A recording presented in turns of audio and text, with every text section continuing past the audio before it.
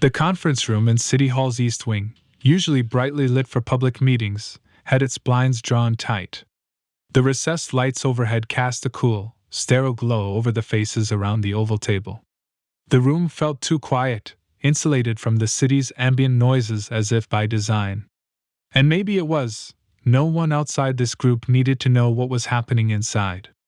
The death of Richard Caldwell had turned the inner workings of Ravensburg's political machine into a pressure cooker, and the resulting tension was so thick it practically tasted metallic. At the head of the table sat Arthur Grayson, the acting deputy mayor, a stocky man with thinning hair and a face that could go from congenial to calculating in a flash.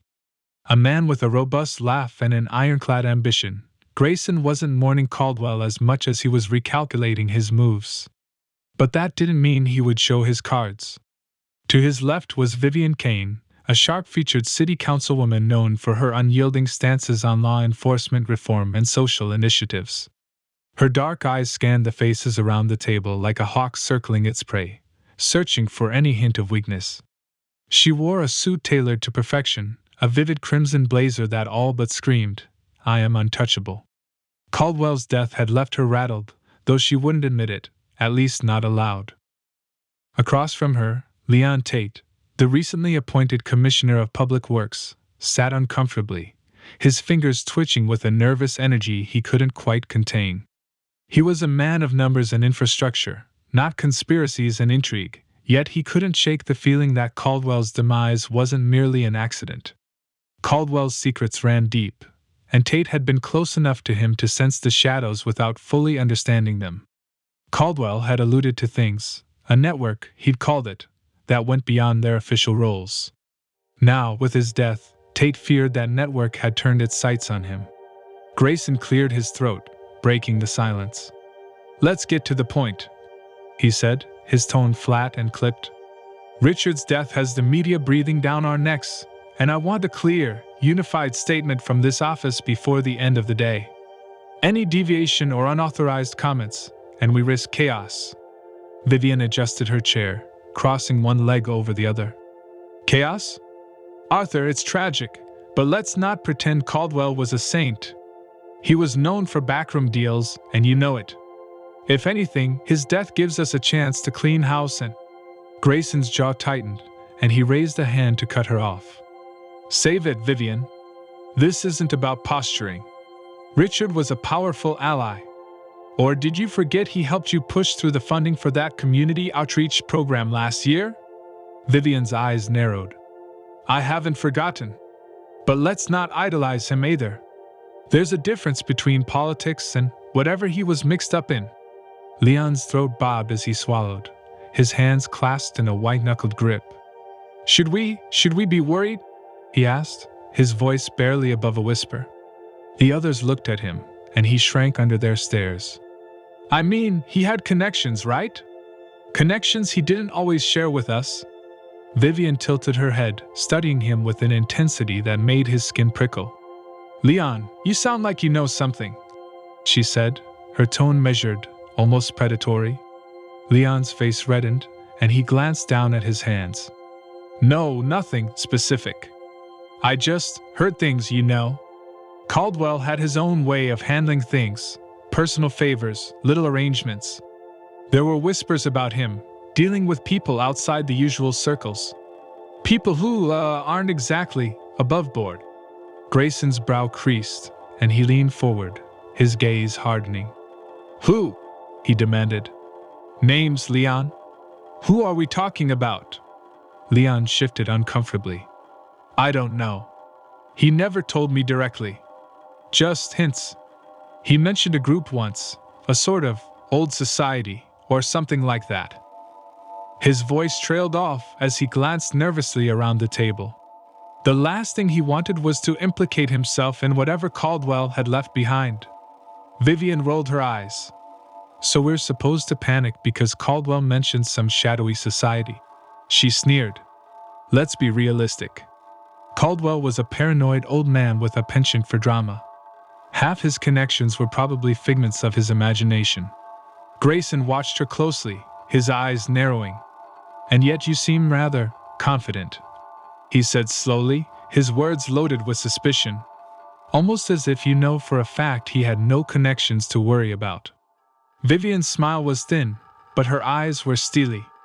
What I know, Arthur, is that Caldwell's dead. And we have to decide how we're moving forward. Grayson's gaze flickered over to Leon, and for the first time, a sliver of real concern crept into his expression. I'm starting to think you're not telling us everything, Leon. Leon's mouth opened and closed like a fish gasping for air. I'm not hiding anything. But I mean, Caldwell's death wasn't normal, was it? Those symbols? That wasn't just a random murder. Someone wanted to send a message. Vivian's composure cracked, just for an instant, as her gaze darted toward the door. It was as if she were checking to make sure they were truly alone. Her fingers drummed against the table, betraying her own unease. Look, she said, her voice low, almost a hiss. If there's something we're not being told, something dangerous, I say we keep our heads down. We stay out of sight. Let the detectives deal with the fallout. If we make any move, if we start digging, we're painting targets on our backs. Grayson's eyes lit with something between intrigue and amusement. Fear doesn't suit you, Vivian. Fear? She snorted, though her hand trembled slightly as she smoothed her skirt. I'm being realistic. Caldwell may have played with fire, but I have no intention of burning. Leon sat back, his face pale and damp with sweat. Then, we just ignore it? Pretend nothing's wrong? Do you have a better suggestion? Vivian shot back. Grayson's lips pressed into a thin line. What we're not going to do, he said firmly, is panic. We don't know enough yet. But if Caldwell's death was a message, we have to consider what it means. And who it was meant for. Vivian's gaze flicked toward Leon, and a faint smile curled at the corner of her mouth. Maybe it was meant for those of us who knew a little too much. She murmured. Leon's face strained of color, and he stammered. What are you implying? Vivian leaned back in her chair, shrugging. Nothing at all, Commissioner Tate. Nothing at all. The silence stretched, heavy and loaded. Each of them could feel it. The creeping suspicion, the sense that Caldwell's death had merely scratched the surface of something larger and more insidious. Grayson's fingers drummed against the table as he watched Vivian, his mind racing, piecing together fragments of half-forgotten conversations and veiled warnings. As the meeting adjourned, they left in silence, each carrying with them the weight of their own fears. Vivian's heels clicked sharply against the tiled floor, her back ramrod straight, but her hands were clenched, her knuckles white. Leon trailed behind, his eyes darting down the hall as though he expected shadows to leap out at him. Grayson lingered, watching them go, his face unreadable. He knew that whatever came next, whatever revelations lay buried in Caldwell's secrets, he would be ready. And if that meant getting his hands a little dirty, so be it.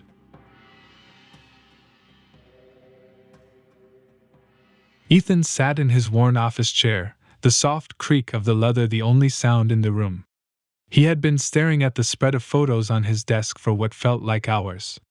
Richard Caldwell's face stared back at him, frozen in time in various moments, at charity events, political dinners, with family, at some yacht party. A life that, until recently, had been immaculate, too clean. But there was something off. Ethan's instincts had been nagging at him ever since they left Caldwell's widow. The woman had given them nothing useful, only stories of Caldwell's recent erratic behavior and vague recollections of late-night meetings. He leaned forward, massaging his temple, willing his tired brain to make sense of it. There had to be something here. Claire had gone home for the night, but he couldn't let it rest. Not yet. Not while the sniper was still out there.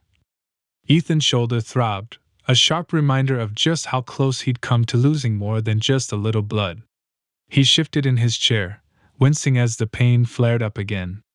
He reached for the painkillers in his desk drawer, fingers brushing against the cold steel of his service weapon before finally finding the bottle. His hand paused for a moment, lingering on the gun. The sniper had nearly ended him. If that tremor hadn't knocked the shot off course, the weapon might have been a useless piece of metal in his cold, dead hand. He swallowed hard and yanked the bottle out, popping 2 pills and tossing them into his mouth, grimacing as he swallowed them dry. The bitter taste clung to his tongue. Ethan exhaled, leaning back, the chair creaking beneath his weight. His eyes flicked to the photos scattered across his desk. Caldwell, his eyes distant and fearful in every picture, like he knew something no one else did. "Come on, Caldwell," Ethan muttered, rubbing his shoulder, the dull ache spreading. "What were you into?" His fingers drummed against the desk. The service weapon sat within reach, a silent reminder of just how dangerous things were getting. He liked to have a heavier gun than the usual Glocks. Made him feel like Dirty Harry. A chill ran down his spine. Was it the room? Or was it the growing paranoia that maybe, just maybe, someone was still watching? The painkillers hadn't kicked in yet, but he knew it wouldn't matter. This wound was going to stick with him for a while. Physically. Mentally. And as much as he hated to admit it, the thought of taking time off, of sitting on the sidelines while Claire pushed forward, burned him inside. But he wasn't going to be much use if he couldn't even lift his arm. Damn it. He ran a hand over his face, exhaustion creeping in. He shuffled through the photos again, pausing on one from 5 years ago. Caldwell, a bit younger, stood at a formal gala, shaking hands with another politician. His smile was bright, perfect, his suit pristine. Nothing out of the ordinary. He placed it next to another photo, one from a few months ago. Caldwell again, standing with his wife at some fancy fundraiser. This time his smile seemed different. Forced. Stiff. Ethan narrowed his eyes. It wasn't just the smile. There was something in his posture, something in the way he held himself in this photo that hadn't been there in the older one. Was it exhaustion? Stress? He leaned back and sighed, tapping his pen against the desk. Stress would make sense. Caldwell had been falling apart in the months before his death, everyone said so. But there was something else, a shadow over him that felt almost tangible in these photos. Ethan rubbed his face, his stubble scratching against his palms. Why couldn't he shake this feeling? Ethan flipped through more photos, his fingers moving faster now. Old pictures. Recent ones.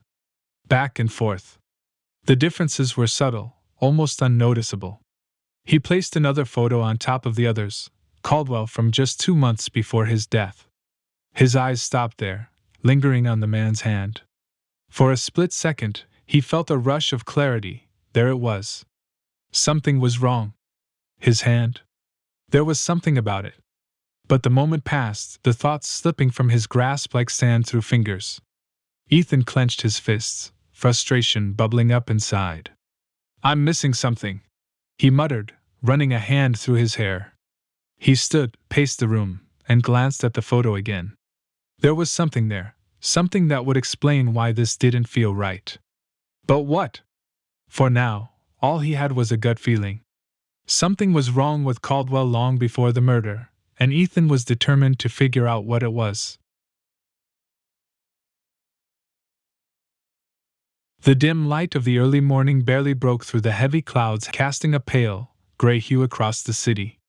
From her apartment window, Claire Harris could see the skyline struggling to wake up. The sun, if it was even there, hid behind a dense blanket of fog that clung to the old brick buildings and narrow streets. She hadn't slept. Again. The night had bled into dawn, and Claire still sat on the couch, the cushions sunken and worn from too many nights of use. Her bed, untouched for weeks, stood as a silent testament to the life she was supposed to be living, one with rest, with balance. But there was no balance here. Her phone buzzed on the table, and she blinked, dragged from the haze of the case back to the present. Ethan's message. "Meet me at the precinct. Got something." Her heart gave a reluctant flutter of anticipation. Maybe, just maybe, it was a break. The walk to the precinct was short but felt longer than it should have, the air thick and damp from the fog that refused to lift. Ravensburg streets were quiet, though not peacefully so. The silence here was different, loaded. Inside the precinct, the buzz of conversation, ringing phones, and the shuffling of papers grounded her. It was familiar. Safe in a way. A place of answers, or at least the promise of them. Ethan was already waiting for her in the conference room, his usual confident posture a little more rigid today. The pain he was trying to hide. His eyes tracked her as she walked in, and he shot her a grin that didn't quite reach his eyes. "You look like hell." Claire shrugged, dropping her bag onto the table. "Yeah, well, hell looks a lot like my apartment these days." He slid a folder toward her. "We got access to Caldwell's phone records. Not much there, but there's one number that stood out, a burner phone. Called him 3 times in the last week. It's a dead end, though. No way to trace it." Claire flipped through the pages, eyes scanning the numbers, but she already knew what she'd find. "We also pulled footage from outside Caldwell's office the day he died." Ethan continued, pulling up the grainy footage on the precinct's monitor. "You can see him leaving the building, but then, here." He tapped the screen as the footage showed Caldwell stepping into a black sedan. Standing next to the car, a man in a dark suit, his face turned away from the camera. But on his wrist, barely visible, was a tattoo. Claire leaned in, her pulse quickening. "Pause it." Ethan did as she asked, freezing the image.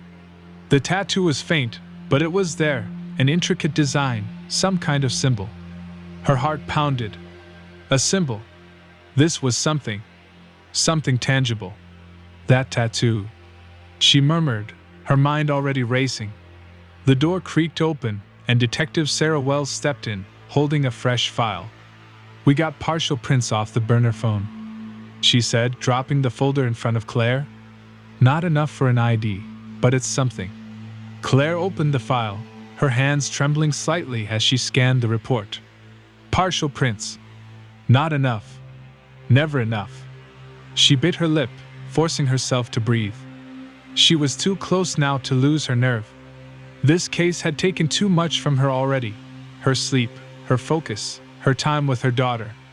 Her thoughts flashed back to that last conversation.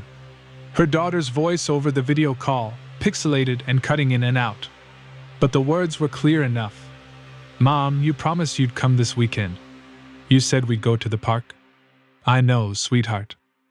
"I'm sorry," Claire had said, her voice thick with exhaustion. "It's just, I have this case. It's important." Ethan moved through the narrow streets of Ravensburg as he hunched his shoulders against the cold. His left arm hung stiff at his side, the dull throb in his shoulder a constant reminder that he wasn't at full strength. Each step sent a jolt of pain through his body, but he'd pushed through it. He had to. As he walked, the city felt darker than usual. Maybe it was just his mood, or maybe it was the case. The cold streets seemed to close in on him, the sky weighed down by gray clouds, heavy with an impending storm. That's when he saw it. A red dot hovered on his chest, a beam. His heart skipped a beat, his breath catching in his throat. The realization hit him like a freight train. A sniper. The sniper. The pain in his shoulder flared as he jerked to the side, instinctively diving behind a parked car. His back slammed against the cold metal, and he winced, clutching his shoulder. The agony made it hard to think, but there wasn't time for that now. He bolted, his legs pumping as fast as his body would allow, the pain slowing him down. His breath came out in ragged gasps, his vision blurred by the cold air stinging his eyes. The streets twisted around him as he sprinted down narrow alleyways, the sound of his boots pounding against the cobblestones blending with the adrenaline roaring in his ears. A shout rang out behind him, and bits of brick exploded against the wall to his left. Shards of stone sprayed him, cutting into his cheek, but he didn't stop. The pain in his shoulder was becoming unbearable. Each movement felt like his muscles were tearing apart, but he couldn't afford to slow down. Ducking into another alley, he stumbled, crashing into a rusted dumpster. His arm gave out, and he collapsed behind it, gasping for air. His heart thundered in his chest as he pressed his back against the dumpster, the metal cold against his body. The sniper's laser had vanished, but that didn't mean the danger was gone. "Damn it!" Ethan muttered under his breath, grimacing as he gingerly touched his shoulder. Blood had soaked through his shirt again, just a small tear, but enough to remind him that the wound was still fresh, still holding him back. He peered around the edge of the dumpster, scanning the street. Nothing. He couldn't stay there forever. Gritting his teeth, Ethan forced himself to stand, moving carefully, his left arm hanging uselessly at his side. Every step felt like walking on broken glass, but he had no choice. He had to keep moving, had to get out of sight before the sniper lined up another shot. By the time Claire walked into the precinct, the air felt heavy, thicker than usual. Ethan was already there, leaning against her desk, his back to the room. He clutched a thin file in one hand, his knuckles tied against the manila folder. There was no sign of the casual, easygoing Ethan she was used to. Instead, his posture was rigid, his face a mask of simmering intensity. She knew something was wrong the moment she saw him. "What's going on?" she asked, dropping her bag onto the desk. The sound was louder than she expected, cutting through the quiet like a gunshot. Ethan straightened, the movement stiff, like he had to force himself to pull away from the desk. His eyes were sharp, but they darted around the room, as if checking for something, someone, that might be watching. "We might be marked." Claire's pulse quickened. "Marked?" She took a step closer, her brow furrowed. "Marked? What are you talking about?" "I ran into someone earlier," Ethan said, voice tight, his words clipped like he was trying to keep them under control. "A sniper?" Claire's heart skipped a beat.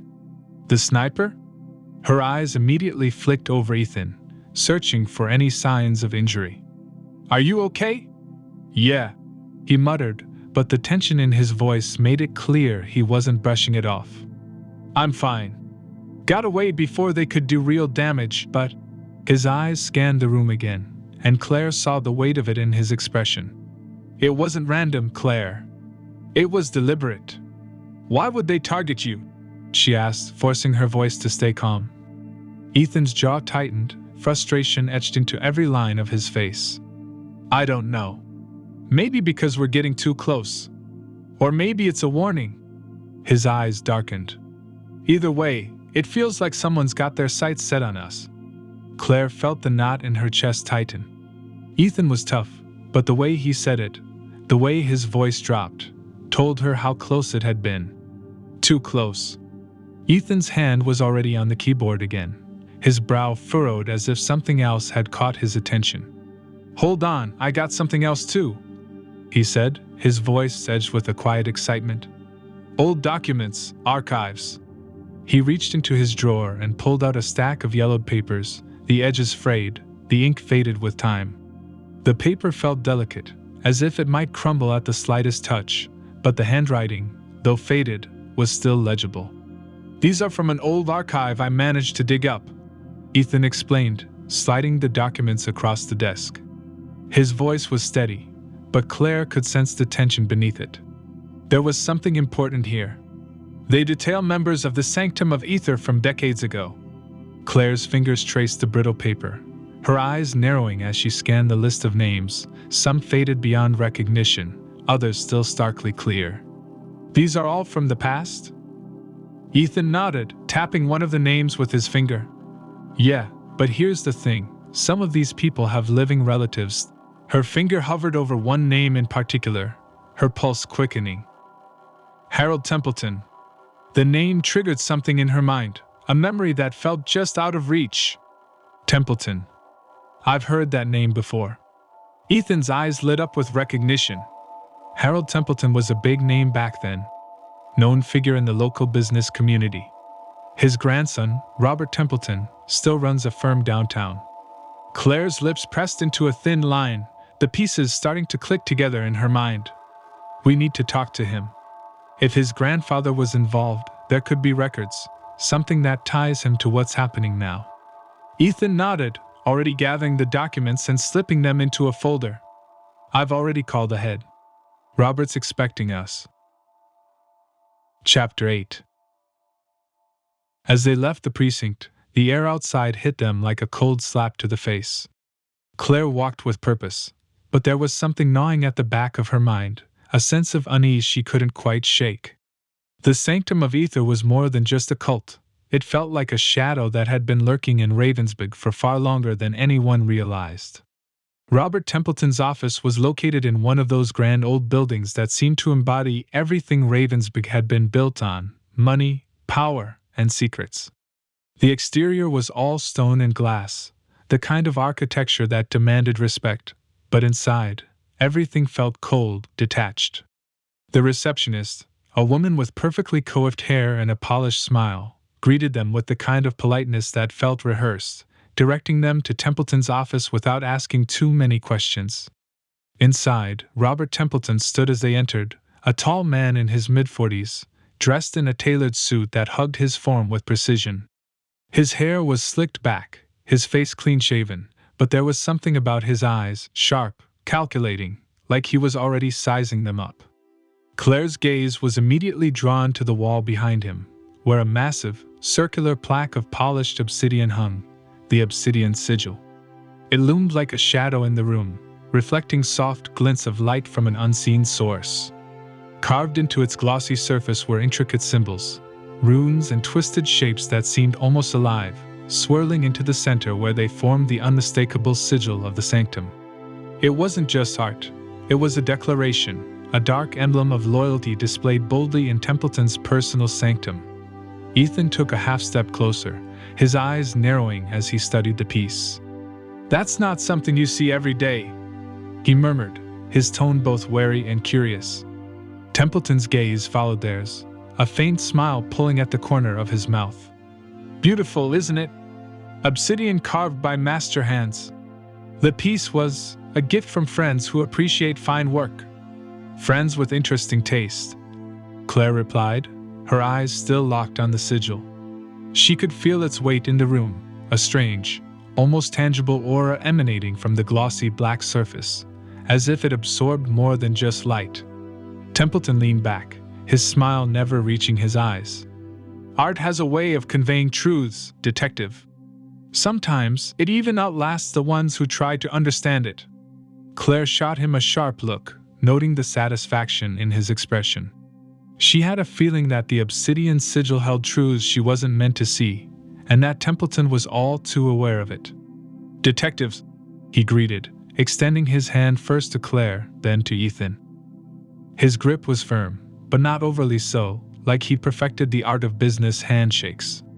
"Please, have a seat." The leather chairs creaked slightly as they settled into them, and Claire couldn't help but notice the way the room seemed to swallow sound, the thick carpets, the heavy curtains, everything designed to muffle the outside world. "Thank you for meeting with us on such short notice," Claire began, her tone formal but not unfriendly. She wanted to get a read on this guy before they got into the heavy stuff. "We're investigating some connections between your grandfather and a group called the Sanctum of Ether." At the mention of the cult, Robert's expression didn't change, but his eyes flickered, just for a second. Claire caught it, and she knew Ethan had seen it too. "My grandfather was involved in many organizations during his lifetime," Robert said carefully, his voice calm, controlled. "The Sanctum of Ether. I've heard of it in passing, but I never knew much about it." Ethan leaned forward slightly, his eyes fixed on Robert. "Do you have any old family documents or records that might shed some light on his involvement?" For a moment, Robert didn't respond. He leaned back in his chair, fingers steepled beneath his chin, his gaze drifting toward the window as if he were considering something far away. The silence stretched, thick and uncomfortable. Finally, he spoke. "There might be some old ledgers or journals stored at my family's estate. I'm not sure how much they tell you, but if you think it could help, I'll have my assistant gather them." Claire nodded, the tension easing just slightly. "That could be incredibly helpful," she said, her voice measured. "Anything that can give us more context about the Sanctum's activities." Robert's eyes flickered again, and for the briefest moment, Claire wondered if he knew more than he was letting on. But if he did, he wasn't going to give it up easily. He was a businessman. He knew how to play the long game. As they left Templeton's office, the cold air hit them again, sharper now, like the city itself was trying to warn them off. "Do you think he's hiding something?" Ethan asked, his breath coming out in small clouds as they walked. Claire's eyes flicked to the side, catching a glimpse of Ravensburg's skyline, the old buildings standing like silent sentinels. I don't know, she admitted. But something about him felt off. Like he knows more than he's letting on. The air in the precinct was stale, thick with the smell of old coffee, sweat, and stress. The hum of the fluorescent lights above was constant, a low buzzing noise that seemed to vibrate through the walls, blending with the sounds of phones ringing and voices murmuring in the background. But in their small, cramped office, Claire and Ethan were oblivious to all of it. Their focus was on the files spread out across the desk, documents, newspaper clippings, and photos that told a dark and twisted story. Claire flipped through another page, her eyes scanning the faded print. The Sanctum of Ether. The name sent a shiver down her spine every time she saw it. There was something ancient about it, something that felt like it had been waiting in the shadows for far too long. Look at this, she said, holding up an old newspaper article, the edges yellowed and brittle. The cult was linked to a series of disappearances decades ago. It's as if they've resurfaced. Ethan leaned in, his brow furrowing as he scanned the page. The words human sacrifices and rituals jumped out at him. Claire's fingers paused mid-flip, her gaze distant, lost in thought. We'll have to tread carefully, she said slowly. If we spook them or alert the media, they'll go underground. This needs to stay quiet until we have solid evidence. The shadows lengthened on Ravensburg's cracked sidewalks, and even though the late afternoon sun still hung in the sky, the air felt colder. There was a chill in the atmosphere, one that had nothing to do with the weather.